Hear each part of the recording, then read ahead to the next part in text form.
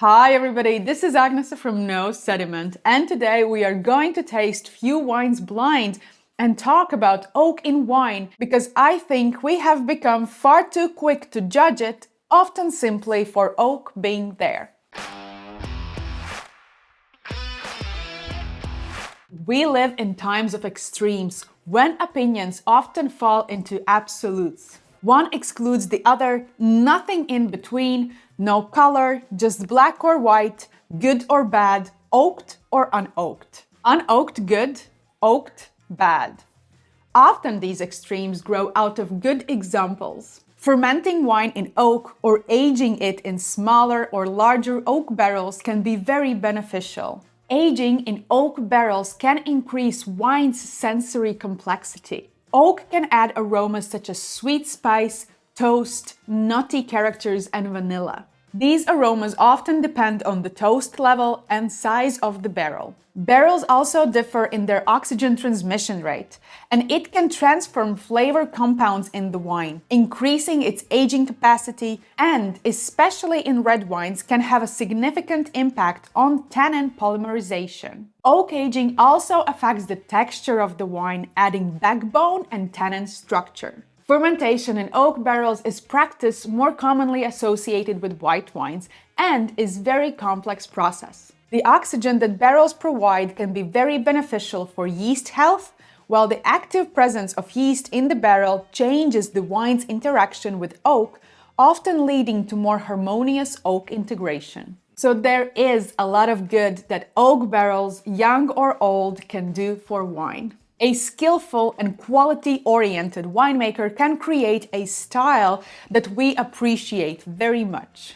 These wines often receive high praise in wine magazines, publications, and online blogs. More people start enjoying the style, more people start talking about it, and more winemakers start making wines with oak influence. Do you see where I'm going with this? If little is good, more must be better. We asked for the style and winemakers delivered. Time spent in oak, and often the toast level of the barrel increased. Oak appeared in wine styles that previously were not aged in oak. Slowly or quickly, oak often began to take on a solo role in the glass in front of us, overpowering the fruit. Climate change might also have played a significant role. We have aimed to achieve good fruit ripeness through a variety of viticulture practices, but probably missed the moment when nature took over from us and increasingly dry and warm seasons became more common. So now those seasons, together with our vineyard practices, have delivered sometimes plusher, riper, richer fruit, and sometimes overripe. Ripe and overripe fruit lead to higher alcohol content in finished wine, and alcohol is a solvent. It is one of the many reasons why non-alcoholic wine cannot come close to the quality we experience in regular wines. Remove it and you remove a whole range of flavors and aromas that are only soluble in alcohol. But as alcohol levels have risen in wines, they may also have extracted a little more from those toasted oak barrels. More sweet spice and vanilla and tannin from those heavily toasted barrels, adding all that combination onto an already riper style of wine. So, in searching for all that goodness, we ended up with extreme expression of oak in our wines. And with that, we entered the realm where oak was simply too much. It was overpowering the fruit. It might have even been responsible for bitter, astringent, and harsh wines, and yet somehow sweeter and riper at the same time. By the early 2000s, oak-aged wines reached their extreme. Critics and consumers started to speak out. We wanted freshness back, we wanted fruit back, we wanted a leaner style. And so the pendulum started to swing back to the opposite extreme. Today, I increasingly find myself part of conversations where oak is being criticized simply for the sole fact of being there. More and more, I hear people argue against oak without any greater discussion of its integration in the wine, its balance with the fruit, or the textural depth it might deliver. But isn't our goal to have a better wine rather than simply having an oaked wine?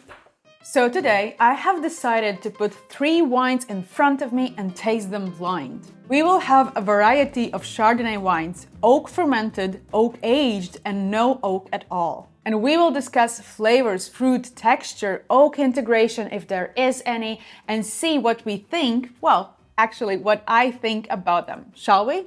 Wine number 1.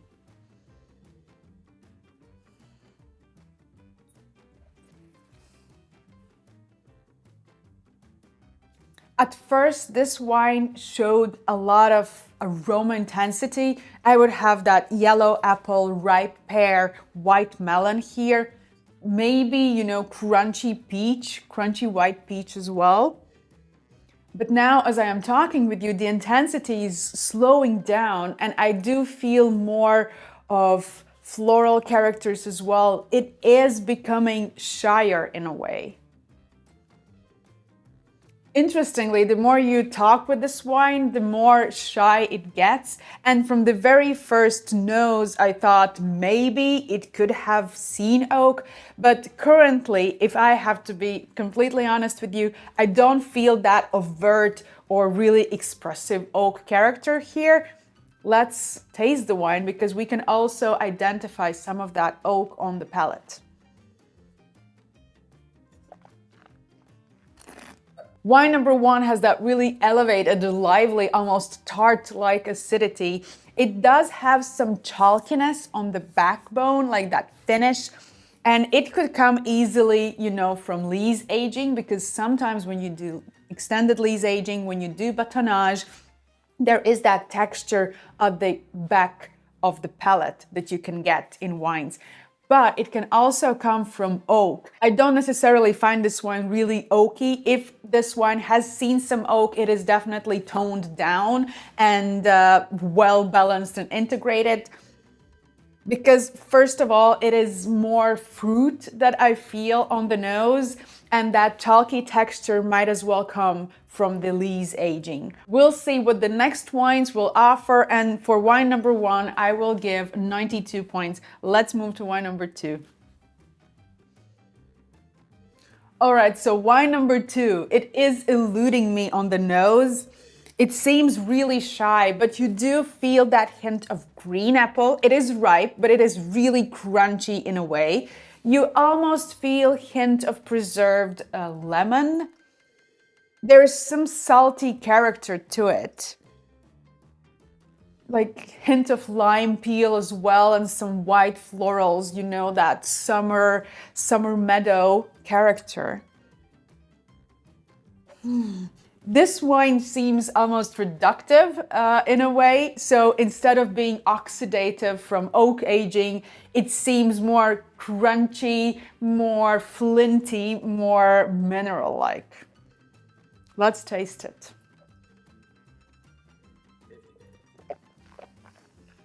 This wine shows beautiful mouth-watering acidity, but that acidity has round edges. It is not, sharp or aggressive. Like in wine number 1, the acidity was almost tart. It was mouth-watering. It was difficult for me to speak with you while I was describing the wine because my saliva kept coming back. With this wine, you feel that nerviness to the acidity, but it is rounded, it is softer almost in a way. It is still very present and defining in the structure of the wine. Yes, if you ask me, I would say that wine number 2 has not seen oak at all, or if it has seen oak, it is very little. It is the fruit that shines both on the nose and the palate. On the palate, you really feel that crunchy apple lingering on the finish, and we don't have that textural depth from either oak or, extended lees aging. I'm not saying that wine number 2 has not seen lees at all, but sometimes 2-3 months of lees aging does not give that much texture as maybe in wine number 1. So if I would have to guess, I would say that this one has seen less oak than wine number 1. And I will give wine number 2 90 points. Let's move to wine number 3.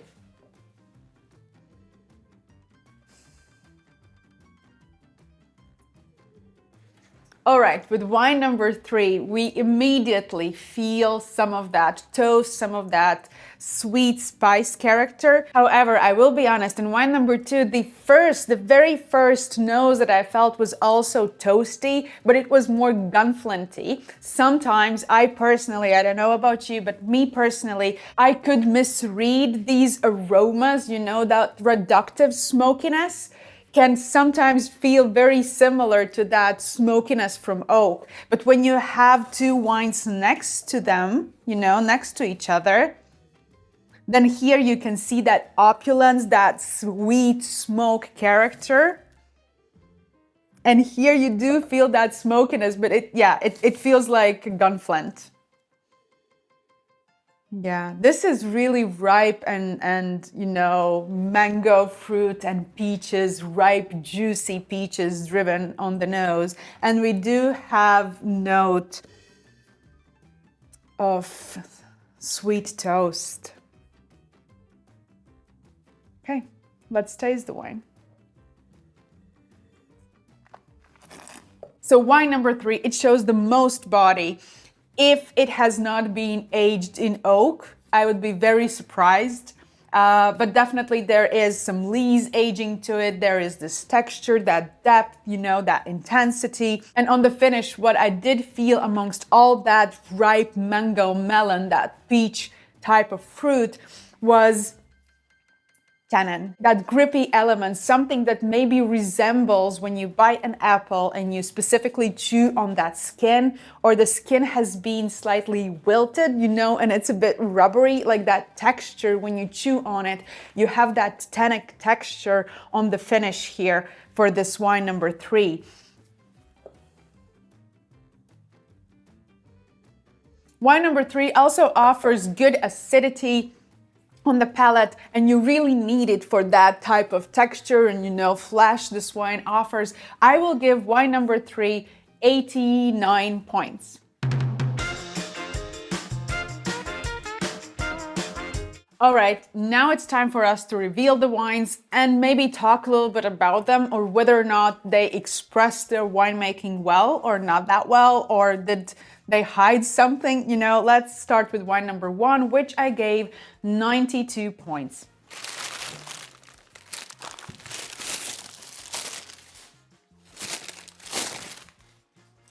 Paul Cluver's 7 Flags Chardonnay 2022 vintage. This one comes from a cool climate, Elgin in South Africa. And this is one of those examples that has been fermented in oak barrels. If I'm not mistaken, I think that there is some aging in oak happened as well, like around 10%. New oak barrels. But if the aging has happened with lees presence, lees are the dead yeast that has sedimented over the oak, there is less contact for wine with oak and more contact with lees naturally. You know, the lees almost limits the extraction that wine can have from oak. It is still there.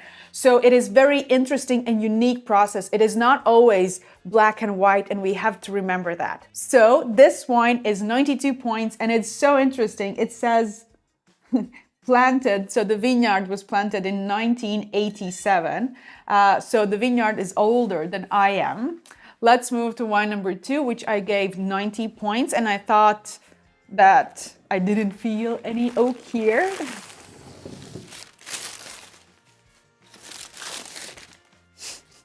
Naturally, I should have known actually. Billaud-Simon Chablis. If you don't like oak in your wines in general, but you love Chardonnay, Chablis, probably regional Chablis, is probably the best choice to look for, because these wines rarely see oak. As we move up in the quality ladder, you know, with Premier Cru and Grand Cru, there you can find oak a bit more, but there are still producers who will not work with oak at all within Chablis. So this style is quite iconic and unique. And I guess that flinty, that mineral character, I should have known it is Chablis. It is 2023 vintage, so relatively young vintage. And what is interesting, I usually associate Chablis with you know, that high acidity. But here in wine number 2, that acidity was somewhat rounder and softer than it was in wine number 1. And I would guess that wine number 1 blocks malolactic fermentation, while wine number 2 allows it to happen. So maybe that was the difference.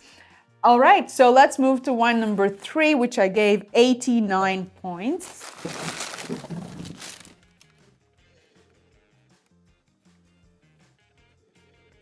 And to be honest, I gave it the lowest score not because of bad oak integration. I do feel that this wine has seen some oak for sure, but I thought that maybe all that, you know, oak and acidity and that plush texture of the wine was not in perfect, you know, balance. It was not like perfect jigsaw picture. And that is Rombauer Vineyards Carneros Chardonnay. This is also a 2023 vintage. I have tasted this wine recently and I was not in love with it last time I tasted it. This bottle, I felt it was so much better than the previous one I tasted. It must have been a different vintage. I don't think that there is such a great bottle variation within a single vintage, especially at this level, this wine level. So here you go. We have the most oak, I think, in Rombauer, the least oak in Cluver, 7 Flags Chardonnay, and no oak, I would suspect, in Billaud-Simon Chablis. And please let me know in the comments section below, what do you think about oak in wine? What do you think about oak in red wines or white wines? Do you prefer wine with some oak aging? If so, how much? Do you go all the 100%? So let's have a discussion about oak in wine, and thank you for watching this video. Make sure to watch this video next.